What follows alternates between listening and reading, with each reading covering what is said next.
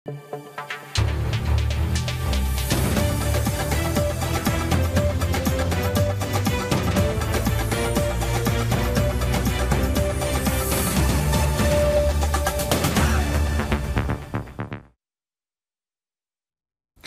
দর্শক, আমি তাজওয়ার মাহমিদ স্বাগত জানাচ্ছি আজকের সম্পাদকীয়তে।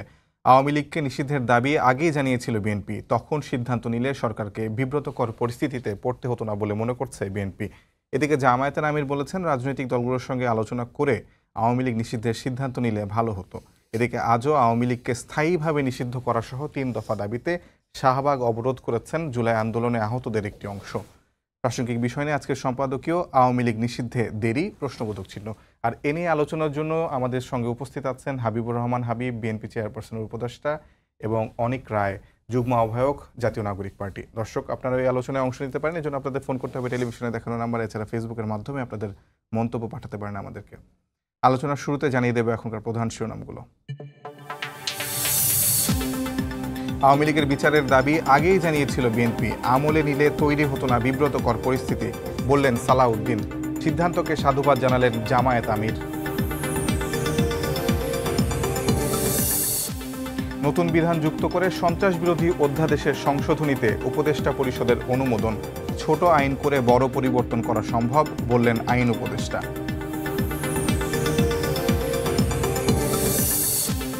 বিদেশি বিশেষজ্ঞ এনে 3 মাসের মধ্যে পুঁজিবাজার সংস্কারের নির্দেশনা প্রধান উপদেষ্টার। অনিয়মে জড়িতদের বিরুদ্ধে দ্রুতই নেওয়া হবে ব্যবস্থা।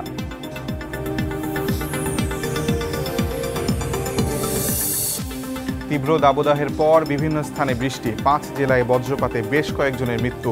ময়মনসিংহে ঝরে গাছপালায় প্রাণ গেল 2 জনের। এবং সিলেট সীমান্তে ভারতের অভ্যন্তরে কারফিউ জারি, সতর্ক অবস্থানে বিজিবি। নয়াদিল্লি উশিনের ঘটনায় অন্তর্বর্তী সরকার চুপ কেন, প্রশ্ন বিএনপি নেতা রিজভীর।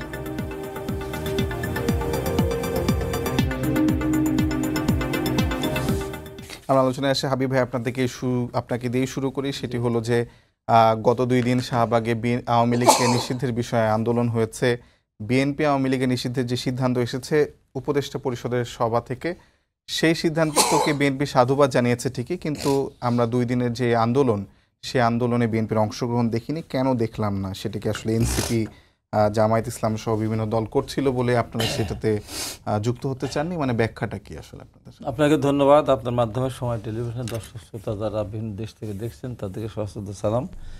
বিজ্ঞ আলোচক অনিক রায়কে শুভেচ্ছা। আমার খুব স্পষ্ট বক্তব্য, সরকার আমাদের রক্ত, ঘাম, শ্রমের বিনিময়ে আন্দোলন সফল হয়েছে ছাত্র জনতার। আমাদের সরকারের কাছ থেকে দাবি আদায় করার জন্য আমি শাহবাগে যাব কেন, যেটা আমাদের বংশজীবন অনেক আগের থেকে বলে আসছে। এই জন্য আমরা যাইনি। আমাদের না দেওয়াটা সঠিক। আমরা একটা দায়িত্বশীল বড় দল, আমরা ক্ষমতায় ছিলাম, আমরাও যদি ওখানে যাই, এনসিপি গেছে, তারা গেছে, সে ব্যাপারে আমার কোনো ইয়ে নেই। আমরা যদি দেখা যায় তাহলে আন্তর্জাতিকভাবে প্রতিমন হয় কি, যে সমস্ত দল এই সরকারের কাছ থেকে দাবি আদায় করার জন্য মাঠে নেমেছে, জনদুর্ভোগ সৃষ্টি করেছে। তাহলে সরকারের জন্য বিব্রত অবস্থা। এই জন্য আমরা জানি যে আমাদের এই ছিল যে সরকার নিষিদ্ধ ঘোষণা করুক। আমি তো সর্বপ্রথম থেকে বলে আসছি, আমাদের দলও তো নিষিদ্ধের বিপক্ষে তো না। নিষিদ্ধ এবং আওয়ামী লীগের বিচার, তার যত মানুষকে ঘর ছাড়া করেছে, বাড়ি ছাড়া করেছে, আহত করেছে, তার ভিতরে তো বিএনপি 16-15 বছর ধরে হয়ে আসতেছে। মাঝখানে এসে জুলাই আন্দোলনে এসে সেখানেও বিএনপির কয়েকশো, বিএনপির মিছিলে যারা, আমি শহীদের ভাগ করতে চাই না, আহতদের ভাগ করতে চাই না, তারপর মিছিলে যাওয়া বিএনপির কয়েকশো মানুষ কিন্তু জীবন দিয়েছে, আহত হয়েছে হাজার হাজার। আমাদের 5 থেকে 7 হাজার বিএনপির নেতাকর্মী গ্রেপ্তার হয়েছিল। তো সেই আওয়ামী লীগের বিচার সর্বপ্রথম তো বিএনপি চাবে, বিএনপি ক্ষতিগ্রস্ত যেতে বেশি, এনে বিভ্রান্তি হওয়ার কোনো সুযোগ নেই। এখন কথা হলো যে যখন এইটা একটা যৌক্তিক আন্দোলন, আগে একটা আন্দোলন হয়েছিল আপনার শাহবাগে 13 সালে, ইমরান এইচ খানের নেতৃত্বে, ইমরান এইচ সরকারের নেতৃত্বে। তখন কিন্তু আমরা ওই আন্দোলনে আমাদের অনেকেই বলেছিল যাওয়ার জন্য, আমরা সেখানে যাইনি। ওইটা ছিল একটা ষড়যন্ত্রের শাহবাগ, যে কোনো আমরা যাইনি। অনেকে তখন আমাদেরকে বলেছে বিএনপি আসলো না, বিএনপি ভুল করলো, অনেক কিছু বলেছিল। তৎকালীন প্রধানমন্ত্রী সংসদে বললেন আমার মন কাঁদে শাহবাগে যেতে পারতেছে না।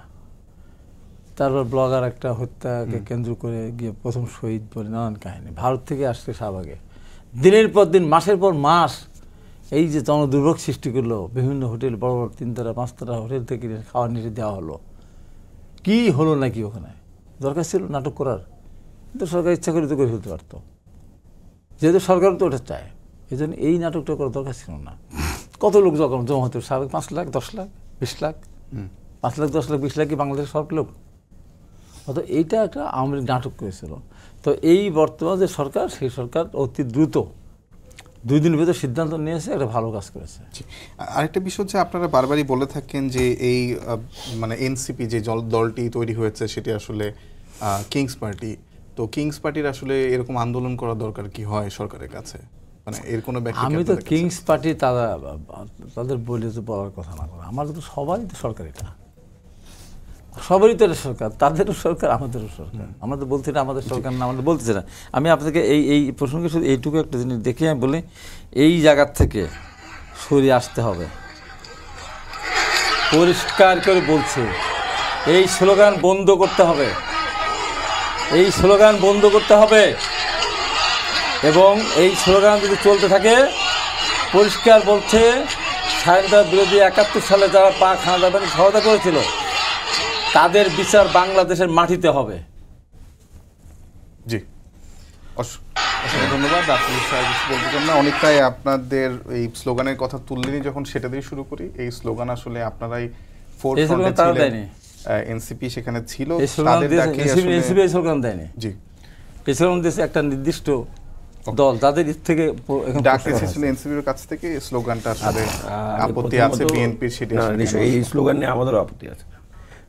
এখন যেটা হয় কি, যখন একটা মানে অনেক রকমের এলিমেন্ট যখন একটা মুভমেন্টে এসে যুক্ত হয়, যেমন হাবিব ভাই বললেন যে আওয়ামী লীগের যে বিচারের বিষয়টা, আপনি যদি লক্ষ্য করেন আন্তর্জাতিক অপরাধ ট্রাইব্যুনালের যখন নীতিমালা ঠিক হইলো, আইন ঠিক হইলো, তখন কিন্তু দল হিসেবে যে আওয়ামী লীগের যে বিচারের যে প্রভিশন, বা দল হিসেবে কাউকে বিচারের যে প্রভিশন, সেই প্রভিশনটা কিন্তু বাতিল করা হয়েছিল, রাখা হয়নি। আমরা কিন্তু একটা লম্বা সময় ধরে গত 20-25 দিন আমরা কিন্তু ধারাবাহিকভাবে এই কথাটা বারবার বলে আসছি। এক সময় আমাদের কিন্তু আসলে রাস্তায় নামতে হলো, আমাদের বিভিন্ন কর্মসূচি নিতে হলো, আমরা ঢাকায় সমাবেশ করলাম, ঢাকার বাইরে সমাবেশ করলাম, কারণ আমাদের মনে হলো যে এটা একটা সুযোগ যে আপনি নির্বাহী আদেশে কাউকে নিষিদ্ধ করা বা এক্সিকিউটিভ পাওয়ার ইউজ করা, তার থেকে একটা বিচারিক প্রক্রিয়ার মধ্যে দিয়ে যাওয়া। কারণ আপনি যদি লক্ষ্য করেন গত 16 বছরে বা 17 বছরে আওয়ামী লীগের যদি আপনি পুরো রোডম্যাপটা দেখেন, বিশ্বজিৎ হত্যা থেকে শুরু করে কি পরিমাণ গুম, বা এই যে আজকেও আমি আশাবাদী গুম কমিশনের একজন একটা স্ট্যাটাস দিয়েছেন যে তারা যে বিভিন্ন গুম হয়ে যাওয়া মানুষের সাক্ষাৎকার নিচ্ছেন, তার যে ভয়াবহতা, মানে এক একজনের গল্পে যে ভয়াবহতা, এই ভয়াবহতা তো আপনি এটা নাজি কনসেন্ট্রেশন ক্যাম্পের মতো অবস্থা, যে একটা মানুষকে 8 মাস হাত পা বেঁধে একটা জায়গার মধ্যে ফেলে রাখা হয়েছে, সে নড়তেও পারে না, চড়তেও পারে না। ফলে এইরকম একটা দল, যেই দল এইরকম একটা শাসন ব্যবস্থা কায়েম করেছে, তার বিরুদ্ধে তার যে বিচার হইতে হবে, তাদের দলগতভাবে যার যে বিচার হইতে হবে, সেইটা তো নতুন করে দাবি করার কিছু নেই। ফলে এটা আমাদের কাছে প্রথমেই মনে হয়েছে যে এখানে কোনো একটা সমস্যা রয়েছে, এই যে কোনো একটা কারণে সরকার এই সিদ্ধান্তগুলো নিচ্ছে। ফলে আমাদের যেহেতু একটা ম্যান্ডেট আছে, আমরা জুলাই অভ্যুত্থানের আন্দোলনকারী, আমরা আন্দোলন করেছি, এটা সবাই। ফলে আমাদের একটা কমন জায়গা হলো যে দল হিসেবে আসলে আওয়ামী লীগের বিচারটা হতে হবে, এবং এই বিচার হতে হবে ওপেন, সারা বাংলাদেশের সবার সামনে মানুষ যেন দেখতে পারে, এবং পরবর্তীতে এইরকম ফেসিজম বা এইরকম শাসন ব্যবস্থা যেন আর কেউ গড়ে তুলতে না পারে। ফলে সরকার যে 2 দিনের মধ্যে সিদ্ধান্ত নিয়েছে, এজন্য আমরা সরকারকে সাধুবাদ জানাই। এবং বিএনপি যেই বক্তব্যটা আজকে অফিসিয়ালি দিয়েছে, এটাও আমরা মনে করি যে আসলে সরকারের এই সিদ্ধান্ত নিতে এত সময় নেওয়ার কথা ছিল না, এটার জন্য আমাদের আন্দোলন করার কথা ছিল না। এটা আপনার 9 আগস্ট 10 আগস্টে নেওয়া সিদ্ধান্ত হওয়ার কথা ছিল, যে গভর্নমেন্টের প্রথম নির্বাহী সিদ্ধান্ত এটা হওয়ার কথা ছিল। কারণ একটা দলের পুরো মন্ত্রী পরিষদ পালায় গেছে, একটা দলের পুরো ক্যাবিনেট পালায় গেছে, একটা দলের ইউনিয়ন পরিষদের আপনি ইউনিয়ন পর্যায়ের নেতাকর্মীদের খুঁজে পাওয়া যাচ্ছে না, তাদের পোস্টেড লিডারদের। এমন একটা অবস্থা বাইতুল মুকররমের খতিব পর্যন্ত পালাইছে। ফলে এইরকম একটা দল, এবং যে ব্রুটালিটি তারা, মানে 16 বছরের ব্রুটালিটিটা রানিং ব্রুটালিটি, কিন্তু যে শেষ কয়েকদিন যেভাবে তারা আইন শৃঙ্খলা বাহিনীকে ব্যবহার করেছে, যেভাবে তারা তাদের দলীয় ক্যাডারদেরকে ব্যবহার করেছে মানুষ মারার জন্য, এবং ওপেনলি ডিক্লেয়ার করে মানুষ মারা। ফলে এটা তো গভর্নমেন্টের একদম প্রথম দিককার নির্বাহী আদেশের একটা হওয়ার কথা ছিল যে বিচার হওয়ার আগ পর্যন্ত এই দলটা সকল প্রকার কার্যক্রম নিষিদ্ধ থাকবে, কিন্তু সেইটা করাইতে আমাদের 9 মাস পরে রাস্তায় নামতে হলো। এটা আমাদের জন্য প্রথমত আসলে একটা হতাশার, যে এটা কেন হবে, এটা আরো আগে হওয়ার কথা ছিল। তো একটা প্রশ্ন যদি করি সেটা হলো যে এই আন্দোলনের প্রথম ডাক আসলে হাসনাত আব্দুল্লাহ দিয়েছেন, কিন্তু আমরা জানি যে গত সেপ্টেম্বর অক্টোবর মাসে তিনি আদালতে একটি রিটও করেছিলেন আওয়ামী লীগকে নিষিদ্ধ করার জন্য, হাসনাত এবং সার্জিস দুজন গিয়ে। তখন সেটিকে কেন আসলে উইথড্র করা হলো? এটা কি আসলে কোনো পক্ষের চাপ ছিল কিনা, নাকি আপনাদের না? আসলে আমার মনে হয় চাপ না, আমাদের যেটা মনে হয় আর কি, ওই যে রিটটা আসলে একটু ইম্যাচিউরড ভাবে হয়ে গেছিল। ফলে মনে করেন যে আমরা তারা তাদের জায়গা থেকে করেছিল, তখন আমরা পার্টিও শুরু করি নাই, বা হাসনাত সার্জিসও তখনও আমাদের নাগরিক কমিটি যেটা ছিল সেটার সাথেও যুক্ত ছিলেন না তারা। তো সেই সময়টাতে যখন এটা হয়, আমরা আসলে প্রথম থেকেই চেয়েছি যে আওয়ামী লীগ একটি বিচারিক প্রক্রিয়ার মধ্যে দিয়ে যাক। আওয়ামী লীগের যে গত 16 বছরের যে অপরাধ, সেই অপরাধগুলো একটা মানে ফাইলে নিবন্ধিত হোক, যেন ভবিষ্যতেও মানে আজকে থেকে 10 বছর 15 বছর পরেও যখনই যার কোনো একাডেমিক পড়াশোনা করার প্রয়োজন হবে, তিনি যেন এগুলো দেখতে পারেন যে আসলে আওয়ামী লীগ গত 16 বছর 17 বছরে কি করেছে। ফলে একটি বিচারিক প্রক্রিয়ার মাধ্যমে আমরা পৃথিবীতে কিন্তু অনেক বড় বড় পার্টি নিষিদ্ধ হতে দেখেছি, বা মনে করেন শক্তিশালী পার্টিগুলোকে নিষিদ্ধ হতে দেখেছি। ফলে নির্বাহী আদেশে কাউকে নিষিদ্ধ করা, সে কালকে আবার ফেরত আসতে পারে, কিন্তু বিচারিক পদ্ধতিতে আদালতের মাধ্যমে তার অপরাধ বের করে অপরাধের শাস্তি দেওয়া, এটা একটা যুগান্তকারী ঘটনা হিসেবে নিশ্চয়ই বাংলাদেশে আসবে।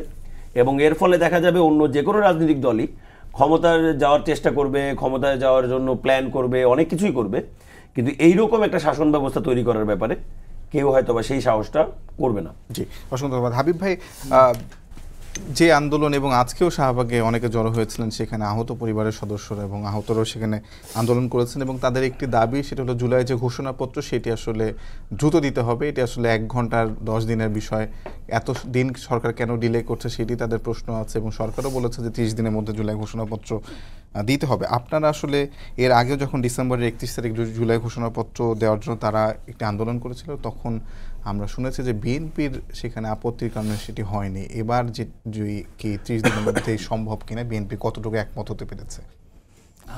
আমি আপনার প্রশ্নটাকে 2 ভাগের মধ্যে দেব। প্রথম ভাগটা হলো যে অনেক যেটা বললো, যে কথা আমার প্রথম থেকেই ছিল, এতদিন দরকার ছিল না, শাহবাগে যাওয়ার দরকার ছিল না, সরকার নিজে স্বপ্নত হয়ে এটা করা হয়েছে, এটা ফ্যাসিস্ট দল প্রমাণিত হয়েছে।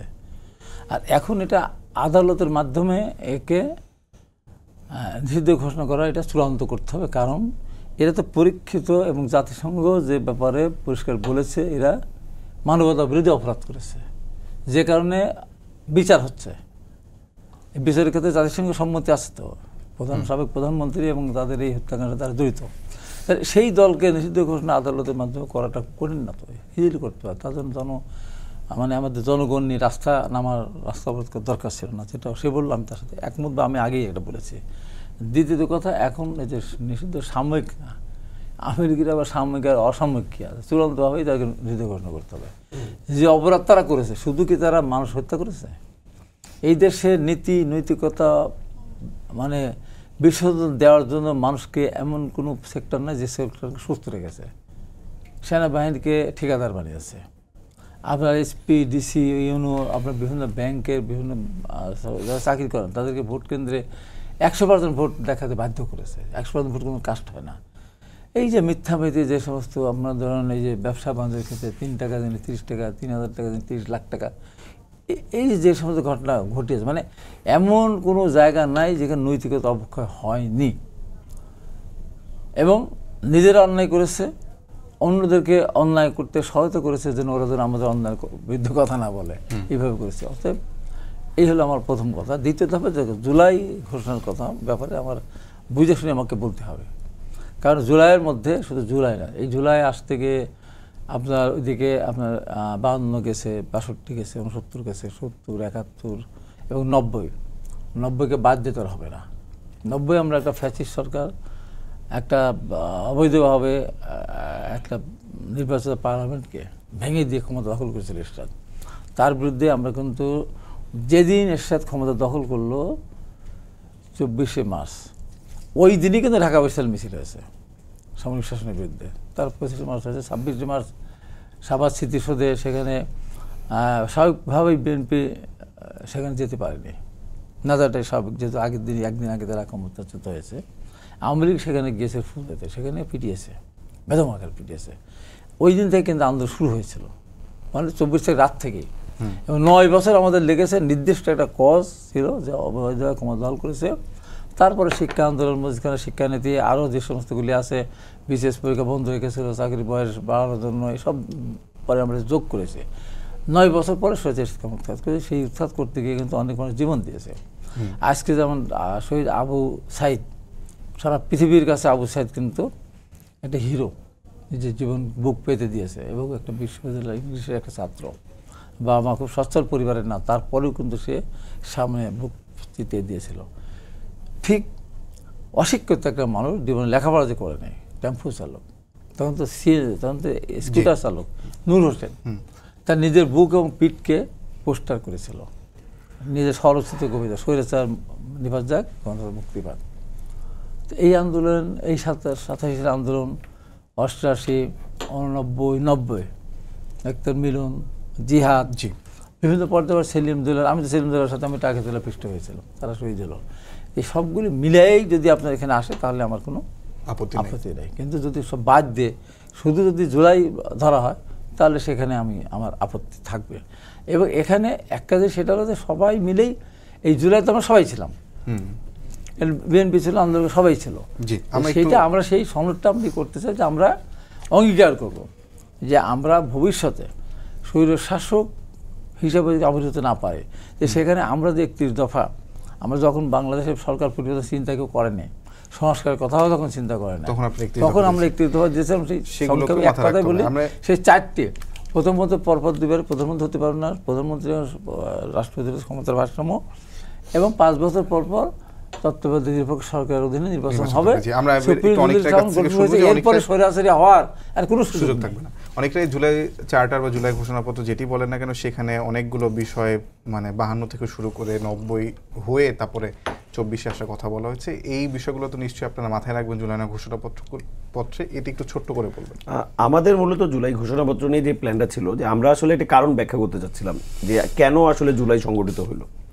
আমরা, ভাই যেটা বলছেন, আমরা আমাদের যে ঐতিহাসিক লড়াইগুলো, সেই সব ঐতিহাসিক লড়াইগুলোকে স্মরণ করে এই যে প্রেক্ষাপট, এই যে আওয়ামী লীগের যে 16 বছরের যে রাজনীতি, এর মধ্যে গুম, লুটপাট, আপনারা মনে করেন আয়নাঘরের মতো ঘটনা, বেশ কয়েকটা গণহত্যা চাপিয়ে দেওয়া দেশের মানুষের উপর, বা মনে করেন বিরোধী দলীয় কর্মীদের উপর যেভাবে নির্যাতন এবং যেভাবে আটক, বা মনে করেন বাক স্বাধীনতার হরণ, বা আপনার একটা রাজনৈতিক কর্মসূচি করতে দেওয়া হয়নি বিভিন্ন রাজনৈতিক দলকে বিভিন্ন সময়ে, এই যে একটা প্রেক্ষাপট, একবারে সাধারণ মানুষ থেকে শুরু করে একটা মানে যে কোনো স্তরের মানুষ আসলে গত 16 বছরে আওয়ামী লীগের এই যে রাজনীতি বা আওয়ামী লীগের যে শাসন কাঠামো, সেটার জন্য আসলে সাফারার হয়েছে। ফলে সেই সাফারিংসটাকে আসলে উল্লেখ করতে চেয়েছি আমরা।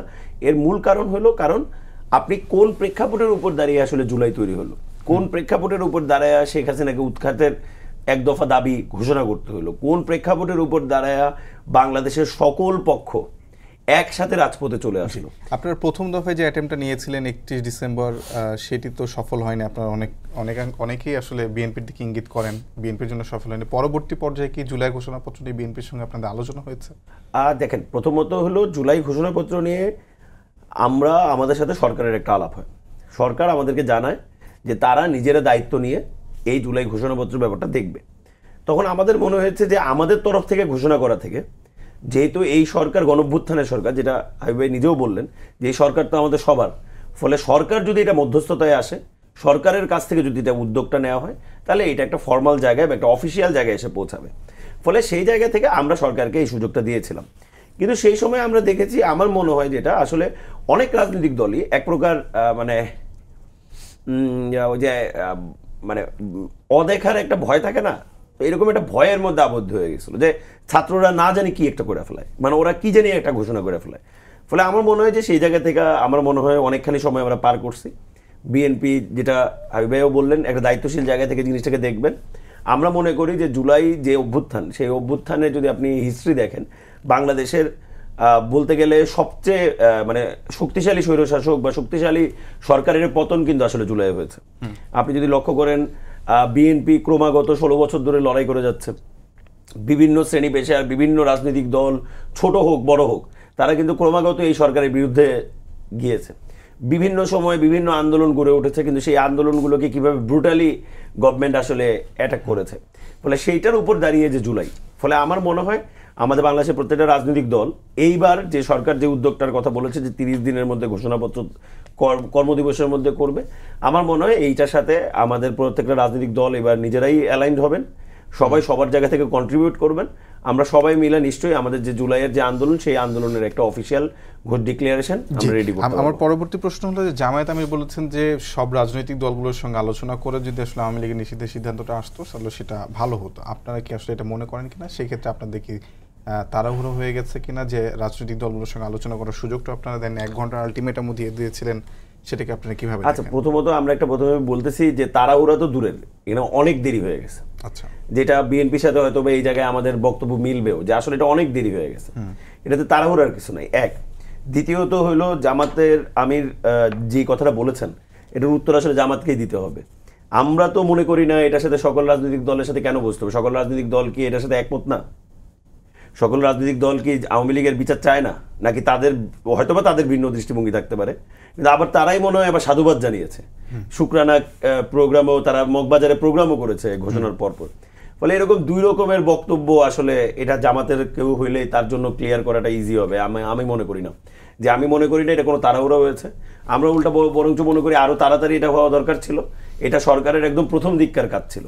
ফলে সরকার যে প্রথম দিককার কাজটা এটা কেন লেন্দি করলো, কেন এটাকে লেট করলো, সেইটা নিয়ে সরকারের সাথে কথা বলতে। আমি এই বিষয়ে ছোট করে ভাবি ভাই আপনার কাছে শুনতে চাই যে আসলে আপনাদের সঙ্গে আলোচনা করার কি প্রয়োজনীয়তা ছিল বলে কি আপনারা মনে করেন কিনা, নাকি একেবারে ঠিকভাবে সিদ্ধান্ত নেওয়া হয়েছে? পরীক্ষিত প্রমাণিত জিনিস, একটা ফ্যাসিস্ট দল, ই করা লাগবে কেন, আলোচনা করা লাগবে কেন? কেউ কেউ বাধা দিচ্ছে, আমাকে বিরোধী বলছে যে বন্ধ করা যাবে না, এটা হলো বাড়তি কথা।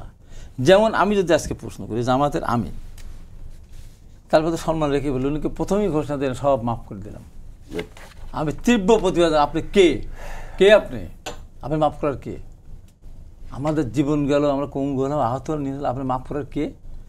তারপর দিন উনি বললেন যে এটা মাফ করার কথা বলবে আওয়ামী লীগের কাছে নেওয়ার একটা প্রচেষ্টা। অনেক জায়গাতেই জামাতে অনেকে জয়েন করেছে আওয়ামী লীগের লোকজন।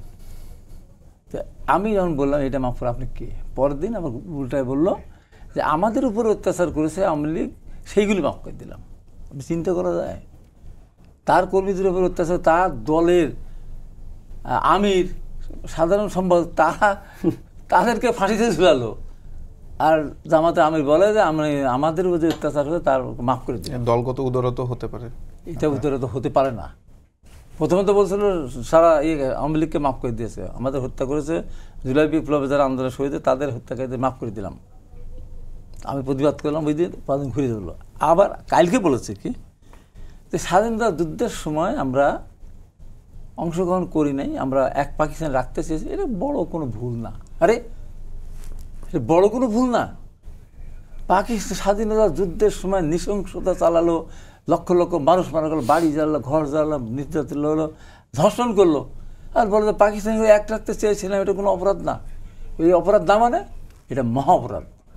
এবং এর আগে একজন আমাদের শিবিরের না কে একজন বলেছিল যে হে আল্লাহ, যারা স্বাধীনতা যুদ্ধে মুসলমান হয়ে অংশগ্রহণ করেছে তাদেরকে মাফ করে দাও। এত বড় সাহস পাই কোথায়? শিবিরের এক পত্রিকা পাই কোথায় এ সাহস? যারা ছাত্রলীগের মধ্যে ঢুকে, যারা বিশ্ববিদ্যালয় ক্যাম্পাস স্লোগান দিয়েছে একটা শিবির ধর, সকাল বেকার রাস্তা কর, ধরে ধরে জবাই কর, সেই মিছিলে অংশগ্রহণ করেছে, মজলিস করুক আর না করুক। তারপরে হঠাৎ করে বললো যে আমার ছাত্র শিবিরের প্রেসিডেন্ট, ছাত্রলীগ সেক্রেটারি। এর সে মুনাফিক আর কিছু আছে? আর কিছু আছে? আমি আদর্শ করি, বিএনপি করি, আমি ছাত্র শিবিরে ঢুকে যদি আমি সেই রাজনীতি করে আসি তাহলে আমার আদর্শ থাকলো? এই যে তাদের কথাবার্তা। এবং আমি যে জিনিসটা আপনাকে দেখালাম, এই জিনিসটা যারা বাসের কেল্লার থেকে কিন্তু এটা করা হয়েছে, এদের মাপ চাইতে হবে, মাপ চাইতে হবে এদেরকে। বিএনপি ভুয়া না, বিএনপি ভুয়া বলার অধিকার নেই। সবচেয়ে বেশি এই আন্দোলনে, যেমন এর সাথে আমি একমত। অনেক আমরা দীর্ঘদিন ধরে একটা গাছকে যদি পানি দিয়ে উপরে ফেলতে হয়, অনেক দিন দিতে দিতে দিতে তারপর সবাই মিলিয়ে ধাক্কা দিলে উপরে যায়। এই সরকার এত নির্যাতন অত্যাচার করেছিল বিভিন্ন সময়, জনগণ মানুষ বিক্ষুব্ধ, মানুষ মানে সরকারের বিরুদ্ধে এমন পর্যায়ে চলে গিয়েছিল, সাধারণ মানুষ পর্যন্ত দ্রব্যমূল্য ঊর্ধ্বগতি সব মিলিয়ে তখন বৈষম্য বিরোধী ছাত্ররা আন্দোলন নেমেছে, সবাই মিলে আমার মনে হয় এইটাই হলো সুযোগ। আচ্ছা শেষ করতে হাবিব হবে। ভাই, এখন ছোট্ট একটা এখানে প্রশ্নের এসে বিষয় বলি আপনাদের। BNP কে- তারপর কি বলে তারা প্রথম স্লোগান বানালো, নৌকা ধানের শীষ দুই সবের একই বেশ। আমি আপনাকে একটা বলেছিলাম, ছোট প্রশ্ন এই করি এর স্লোগান মাঝখানে, যে দিবে, সেটি এই হলো স্লোগান যে যে দিবে তার জিব্বাটা কেটে কুত্তা দিয়ে খাওয়াই দেওয়া লাগবে। বিএনপি আর নৌকা ধানের শীষের নৌকা এক না, বিএনপি জীবন দিয়েছে, আর হলো আওয়ামী লীগ নৌকা ওরা মানুষকে হত্যা করেছে। জি, আমি একটা ছোট প্রশ্ন করি, সেটা হলো যে সম্প্রতি সম্ভবত রুহুল কবির রিজভী আপনাদের দলেরই সিনিয়র নেতা, তিনিও কিন্তু বলেছেন যে যারা ভালো আওয়ামী লীগ তারা রাজনীতি করতে পারে। এই বিষয়ে আপনার কোনো এটা আমার তীব্র প্রতিবাদ আমি জানিয়েছি, এবং উনি নিজেও এখান থেকে সরে গেছে। আমার ভালো আওয়ামী লীগ কীভাবে হয়? ড্রেনের ভিতরে কি ভালো পানি থাকে? ড্রেন প্রবাহিত, তারপর লাখ সাবান দিয়ে গ্রহণ করে না, আর কারো লীগ সাবান দিয়ে গ্রহণ করে গা পরিষ্কার হবে না। আওয়ামী লীগ যারা করেছে শেষ দিন পর্যন্ত নাই বলে, যখন আবু সাইদ যখন শহীদ হলো, আওয়ামী লীগ ভালো লোককে বলেছে যে এটা ঠিক হয়নি। প্রধানমন্ত্রী এই যে ছাত্রদের নির্বিচার গুলি করলো, হেলিকপ্টার গান দিয়ে গুলি করলো, এই আওয়ামী লীগের, এই ভালো আওয়ামী লীগ, এই শুধু শুদ্ধ আওয়ামী লীগ, তাদেরকে বলেছে এটা ঠিক হচ্ছে না। এই সাংবাদিকরা বলেছে এটা ঠিক হচ্ছে না। আজকে অনেক সাংবাদিক জেলে নিয়ে গেছে, মায়া কান্না করেছে অনেকেই। এরা হত্যা এদের হত্যা মামলা, আরে হত্যা তখন হয়তো সমর্থন করেছে, উস্কেছে ওরা। অসংখ্য ধন্যবাদ। আমি অনেকেরই আপনার কাছে এই প্রশ্নটা করতে চাই, সেটা হলো যে নির্বাহী আদেশে নিষিদ্ধ করার পাশাপাশি আপনারা বিচারিক প্রক্রিয়া নিষিদ্ধেরও কথা বলেছেন। বাংলাদেশে সাংবিধানিকভাবে নিষিদ্ধ এমন রাজনৈতিক দলও পরবর্তীতে ফিরে এসেছে, এটাও কিন্তু আছে। তো আপনাদের কি কোনো ধরনের আশঙ্কা আছে কিনা যে আবারও ফিরতে পারে? সেক্ষেত্রে আসলে আওয়ামী লীগকে একেবারে যেন না ফিরতে পারে, সেই ধরনের কোনো পরিকল্পনা আপনাদের আছে? আপনি দেখেন, বাংলাদেশে আসলে যারা নিষিদ্ধ হওয়ার পরে ফিরে এসেছে তারা কিন্তু কেউ বিচারিক প্রক্রিয়ার মাধ্যমে নিষিদ্ধ হয়নি, সবগুলোই ওই যে এক্সিকিউশনাল অর্ডার, নির্বাহী আদেশ। আমরা কিন্তু এটা প্রথমেই বলেছি। ফলে সাংবিধানিকভাবে নিষিদ্ধ, তারপরে সংবিধান রদ করেও তো ফিরে এসেছে। আমি সেটা সংবিধান রদ করে, এটা তো মনে করেন যে সামনে আজকে মানে ভবিষ্যতে কি হবে না হবে তার থেকে বেশি গুরুত্বপূর্ণ হলো আমরা এখন আসলে ফাউন্ডেশনটা কিভাবে তৈরি করব। দেখেন, আমরা প্রথমেই যেটা বলার চেষ্টা করেছি যে আমাদের দাবিগুলো যদি আপনি দেখেন, আমাদের কিন্তু 2 নম্বর দাবিটাই ছিল যে আন্তর্জাতিক অপরাধ ট্রাইব্যুনালে দল হিসেবে বিচারের সুযোগ বা প্রভিশন যুক্ত করতে হবে, অন্তর্ভুক্ত করতে হবে। আমরা চেয়েছি যে আওয়ামী লীগ যে একটা দল, এই দল যে সিদ্ধান্তগুলো নিয়েছিল বিভিন্ন সময় এবং যেভাবে দেশটা পরিচালনা করেছিল, সেই সব কিছুর একটি চুলচেরা বিশ্লেষণ তৈরি করতে হবে। যেই চুলচেরা বিশ্লেষণের মাধ্যমে এই দলের পানিশমেন্ট কী হবে, এই দলের শাস্তি কী হবে, সেই সবগুলো নির্ধারণ করতে হবে। এবং এইটা হবে জনগণের সম্মুখে, জনগণের সামনে, কোনো একটা মিটিংয়ে বসে সিদ্ধান্ত না। জনগণ যেন এই বিচার প্রক্রিয়ার সাথে পার্টিসিপেট করতে পারে, এই বিচার প্রক্রিয়ায় কী হচ্ছে সেটার আপডেট যেন জনগণ প্রতিনিয়ত পেতে পারে। এবং আপনি দেখবেন যে এখন পর্যন্ত এটা কিন্তু আমাদের এক প্রকার মানে হতাশার জায়গায়, যে 9 মাস হয়ে যাওয়ার পরও আপনি মানে অনেকগুলো কমিশন হয়েছে, গুম কমিশন হয়েছে, লুটপাট নিয়ে একটি বিচারের লুটপাটের পুরো একটা চিত্র, একটি শ্বেতপত্রও বাংলাদেশে বের হয়েছে। কিন্তু আপনি লক্ষ্য করবেন এই জিনিসগুলোর প্রচার সরকারিভাবে খুবই কম, যে আসলে লুটপাটটা কিভাবে হয়েছে, কতখানি লুটপাট হয়েছে, এই বিষয়ে কারা কারা যুক্ত ছিল। এটা এরকম না তো এই সিস্টেমে শুধু আওয়ামী লীগ একা ছিল, আওয়ামী লীগের অনেক কোলাবোরেটর ছিল, অনেক ব্যবসায়ী লেভেলে অনেক কোলাবোরেটর ছিল, ফিল্ড লেভেলে অনেক কোলাবোরেটর ছিল, যারা এগুলোর সাথে পার্টিসিপেট করেছে। সো এবং আপনি যদি মনে করেন গুমের কথা যদি আপনি চিন্তা করেন, সেখানে সরাসরি বড় বড় সেনা কর্মকর্তা বা পুলিশ কর্মকর্তাদের যুক্ত থাকার কথা রয়েছে এবং তাদের মধ্যে কয়েকজন গ্রেপ্তার হয়েছেন। ফলে এই যে একটা টোটাল সিস্টেম, এই যে একটা টোটাল মনে করেন ব্যবস্থাপনা, এই ব্যবস্থাপনাটাকে তো আপনাকে সারা বাংলাদেশের মানুষের সামনে লিপিবদ্ধভাবে এক্সপোজ করতে হবে। এবং আমরা বিশ্বাস করি যে আওয়ামী লীগ যা করেছে তা যদি একটি সুষ্ঠু বিচারের মাধ্যমে, বিচারিক প্রক্রিয়ার মাধ্যমে যায়, তাহলে বাংলাদেশে আওয়ামী লীগের আরেকবার ফেরত আসাটা অনেক কঠিন হয়ে যাবে এবং এটা মনে হয় না বাংলাদেশের মানুষও সেটাকে আর মেনে নেবে। ছোট্ট প্রশ্ন, সেটা 30 সেকেন্ডে, সেটি হলো যে আওয়ামী লীগের পর জাতীয় পার্টিকে নিষিদ্ধ করার আহ্বান জানিয়েছে গণ অধিকার পরিষদ, আপনারা কি এটার সঙ্গে একমত কিনা? একেবারেই ছোট করে বলবেন। এখন মনে করেন জাতীয় পার্টি এমন একটা পার্টি, এই পার্টিটা নিয়ে সিরিয়াস কোনো মন্তব্য করতেও আমাদের ইচ্ছা করে না। মানে ওটা এত সিরিয়াস পার্টি না। সকালবেলা হঠাৎ করে ইন্ডিয়া থেকে ইন্ডিয়ান পররাষ্ট্রমন্ত্রী বা পররাষ্ট্র সচিব বাংলাদেশে চলে আসলেন, এরশাদের সাথে দেখা করলেন, সন্ধ্যাবেলা এরশাদ ইলেকশনে চলে গেলেন। যে লাস্ট 2024-এর ইলেকশনেও কত রকমের নাটক টাটক করে ঠিকই ইলেকশনে গেল, কারণ ওই যে আমাদের বাইরের চাপ ছিল। তো যেই দল বাংলাদেশের দল হওয়া সত্ত্বেও বাইরের চাপে কাজ করে, ওই দল আসলে খুব একটা মুখ্য পলিটিক্যাল পার্টি বলে বাংলাদেশে মনে হয় না। জাতীয় পার্টি সহ 14 দলে যারা যারা অংশগ্রহণ করেছে, আমার মনে হয় যারা যারাই এই সরকারের কোলাবোরেটর ছিল, প্রত্যেকটা রাজনৈতিক দলকেই আসলে বিচারের কাঠগড়ায় আনা উচিত। এটা শুধু একা আওয়ামী লীগ নয় আর কি। অসংখ্য ধন্যবাদ। হাবিব ভাই, আপনাকে দিয়ে শেষ করবো। সেটি হলো যে একই প্রশ্ন, আওয়ামী লীগের পর জাতীয় পার্টিকে নিষিদ্ধের আহ্বান জানিয়েছে গণ অধিকার পরিষদ, আপনারা কি এটার সঙ্গে একমত কিনা? আর দ্বিতীয় প্রশ্ন হলো যে আমরা দেখেছি যে সাংবিধানিকভাবে নিষিদ্ধ হওয়ার পরেও অনেক রাজনৈতিক দল এসেছে, এমনকি জিয়াউর রহমানের আমলেও অনেক রাজনৈতিক দল আসলে নিষিদ্ধ কাটিয়ে আর কি সাংবিধানিক নিষিদ্ধর যেই পরিধিটা ছিল সেটি কাটিয়ে আবার রাজনীতি করেছে, সেরকম আশঙ্কা কি ভবিষ্যতে হতে পারে কিনা? আওয়ামী লীগ গণ অধিকার পরিষদ বলেছে যে জাতীয় পার্টি এবার কি 14 দলীয়, এটা আমি বহু আগে বলেছি।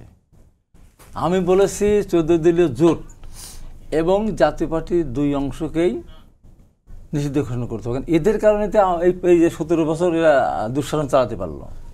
জাতীয় পার্টি এমনি নিজেরা তো অবৈধ ক্ষমতা দখল করতে, সে তো একটা আছেই। তারপরে যেটা সেটা হলো যে তারা এই আওয়ামী লীগকে এমনভাবে বিভিন্ন সময় সহায়তা করেছে, একবার রওশন হোসেন, একবার জিএম কাদের। এদের সাথে আওয়ামী লীগ যদি আপনার ইয়ে হয় নিষিদ্ধ হয়, এরা হবে না কেন? হাসানুল্লাহ গিনু দল নিষিদ্ধ হবে না কেন? হাতকার মিনু দল হবে না কেন? হ্যাঁ, আমার ভাই দাদা বললো যে অনেক যেটা বললো যে এদের আলোচনা করতে, ওই কথা সেন্সে তাই, কিন্তু এদের অপকর্মের কারণেই এত বছর আমাদেরকে কষ্ট করতে হয়েছে, দেশটাকে ধ্বংস করেছে তো ওদের কারণে। এই জন্য ওদের এই করতে হবে, আপনার নিষিদ্ধ ঘোষণা করতে হবে। আর বিচারিক আদালতের মাধ্যমে যদি হয় ফিরে আসার ব্যাপারটা টোটালি আমাদের উপর নির্ভর করবে। আমরা যদি রাজনৈতিক দলগুলিদের সুন্দরভাবে দেশটা পরিচালনা করতে পারি, আমাদের ভিতরে অনৈক্য সৃষ্টি না হয়, তাহলে পরে আওয়ামী লীগের ফিরে আসার কোনো সুযোগ নেই। আমাদের ভিতরে অনৈক্য সৃষ্টি করে, সেটাই মানে মূল প্রশ্ন সেখানে যে আসলে অনেক ধরনের রাজনৈতিক ইকুয়েশন পরিবর্তন হয় না, তখন আসলে ফিরে আসার সুযোগটা আমাদের পায়।